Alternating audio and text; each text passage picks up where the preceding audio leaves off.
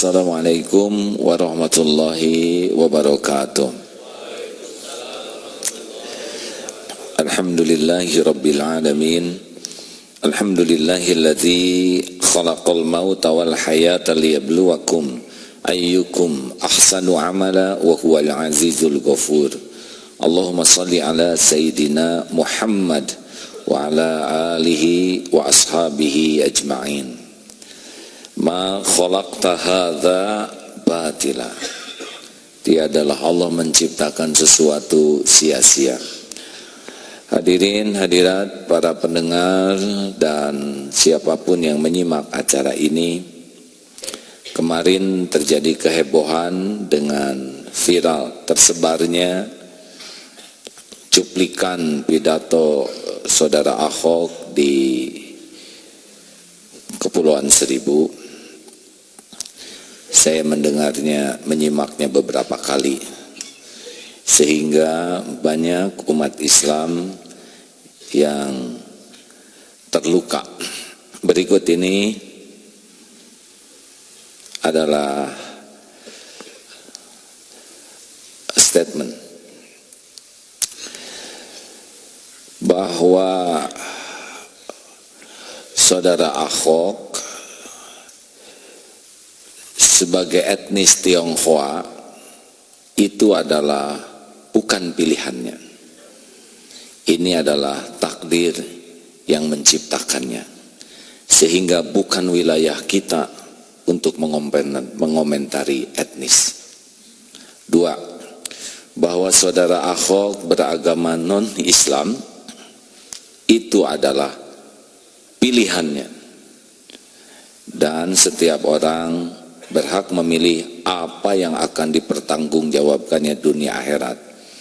Bagi kita umat Islam tidak ada masalah. Lakum dinukum waliyadin. Adapun Saudara Ahok memberikan statement, pernyataan terhadap Al-Quran dengan perkataan yang tidak pada tempatnya, dengan cara yang tidak pada tempatnya, ini adalah perbuatan melampaui batas. Ini adalah perbuatan tercela. Ini adalah perbuatan yang akan menimbulkan konsekuensi dari perkataannya. Oleh karena itu, sangat bisa dimaklumi jikalau umat Islam merasa tersinggung, terluka oleh perkataan yang melampaui batas ini. Apalagi seorang yang diberikan cobaan jadi pimpinan di Jakarta.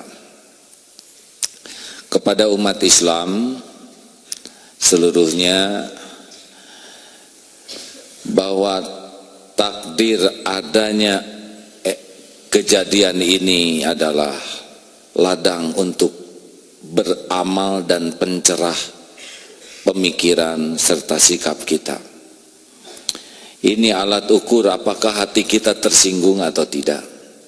Kalau kita merasa biasa-biasa saja, Al-Quran diremehkan, maka itu menunjukkan kadar keimanan kita yang masih sangat rendah.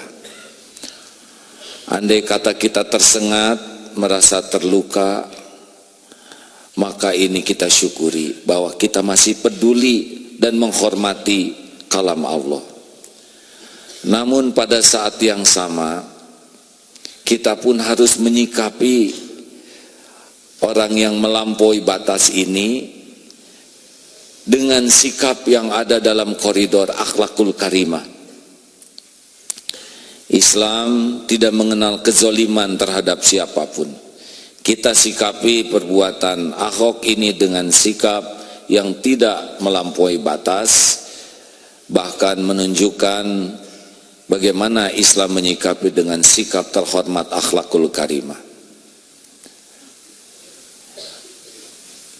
Sebaiknya kita ingatkan Saudara Ahok bahwa perbuatan ini perbuatan yang sangat salah, dianjurkan untuk memohon maaf secara terbuka kepada umat Islam, diakui dengan jujur dan tidak boleh mengulanginya lagi. Dan andai pun sudah meminta maaf terbuka, umat Islam adalah pemaaf. Namun jikalau merasa tidak bersalah dan tetap melakukan perbuatan seperti ini, maka mari kita selesaikan dalam koridor hukum. Kita tuntut keadilan lewat koridor yang benar-benar diharapkan bisa menuntaskan ini dengan sikap yang adil. Banyak hikmah kejadian ini. Nyata bahwa pemimpin yang berbeda akidah tidak akan pernah bisa memahami apa yang kita muliakan, kita hormati. Sulit bagi pemimpin yang berbeda akidah akan memuliakan Allah karena tidak mengimaninya. Tidak akan bisa menghormati Al-Quran karena tidak mengimaninya. Tidak akan bisa menghormati dan memuliakan Rasulullah sebagaimana mestinya karena tidak mengimaninya. Nyatalah bahwa Al-Quran 7 ayat memerintahkan kita untuk tidak memilih orang yang berbeda akidah, karena memang tidak akan pernah bisa memuliakan Allah, memuliakan kalam Allah, memuliakan Rasulullah sebagaimana mestinya.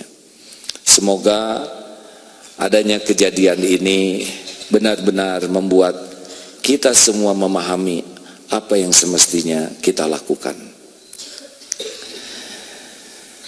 Mudah-mudahan semua pihak mendapat pelajaran dan mengambil hikmah. Sekian, Assalamualaikum warahmatullahi wabarakatuh. Assalamualaikum warahmatullahi wabarakatuh. Alhamdulillahi rabbil alamin. Alhamdulillahilladzi khalaqal mauta wal hayata liyabluwakum ayyukum ahsanu amala wa huwal azizul ghafur. Allahumma salli ala Sayyidina Muhammad wa ala alihi wa ashabihi ajma'in. Ma khalaqta hadza batila. Tiadalah Allah menciptakan sesuatu sia-sia. Hadirin hadirat para pendengar dan siapapun yang menyimak acara ini, kemarin terjadi kehebohan dengan viral tersebarnya cuplikan pidato Saudara Ahok di Kepulauan Seribu. Saya menyimaknya beberapa kali, sehingga banyak umat Islam yang terluka. Berikut ini adalah statement bahwa Saudara Ahok sebagai etnis Tionghoa itu adalah bukan pilihannya. Ini adalah takdir yang menciptakannya, sehingga bukan wilayah kita untuk mengomentari etnis. 2, bahwa Saudara Ahok beragama non-Islam itu adalah pilihannya, dan setiap orang berhak memilih apa yang akan dipertanggungjawabkannya dunia akhirat. Bagi kita umat Islam tidak ada masalah. Lakum dinukum waliyadin. Adapun Saudara Ahok memberikan statement, pernyataan terhadap Al-Quran dengan perkataan yang tidak pada tempatnya, dengan cara yang tidak pada tempatnya, ini adalah perbuatan melampaui batas. Ini adalah perbuatan tercela. Ini adalah perbuatan yang akan menimbulkan konsekuensi dari perkataannya. Oleh karena itu, sangat bisa dimaklumi jikalau umat Islam merasa tersinggung, terluka oleh perkataan yang melampaui batas ini. Apalagi seorang yang diberikan cobaan jadi pimpinan di Jakarta. Kepada umat Islam seluruhnya, bahwa takdir adanya kejadian ini adalah ladang untuk beramal dan pencerah pemikiran serta sikap kita. Ini alat ukur apakah hati kita tersinggung atau tidak. Kalau kita merasa biasa-biasa saja, Al-Quran diremehkan, maka itu menunjukkan kadar keimanan kita yang masih sangat rendah. Andai kata kita tersengat, merasa terluka, maka ini kita syukuri bahwa kita masih peduli dan menghormati kalam Allah. Namun pada saat yang sama, kita pun harus menyikapi orang yang melampaui batas ini dengan sikap yang ada dalam koridor akhlakul karimah. Islam tidak mengenal kezoliman terhadap siapapun. Kita sikapi perbuatan Ahok ini dengan sikap yang tidak melampaui batas, bahkan menunjukkan bagaimana Islam menyikapi dengan sikap terhormat akhlakul karimah. Sebaiknya kita ingatkan saudara Ahok bahwa perbuatan ini perbuatan yang sangat salah. Dianjurkan untuk memohon maaf secara terbuka kepada umat Islam, diakui dengan jujur dan tidak boleh mengulanginya lagi. Dan andai pun sudah meminta maaf terbuka, umat Islam adalah pemaaf.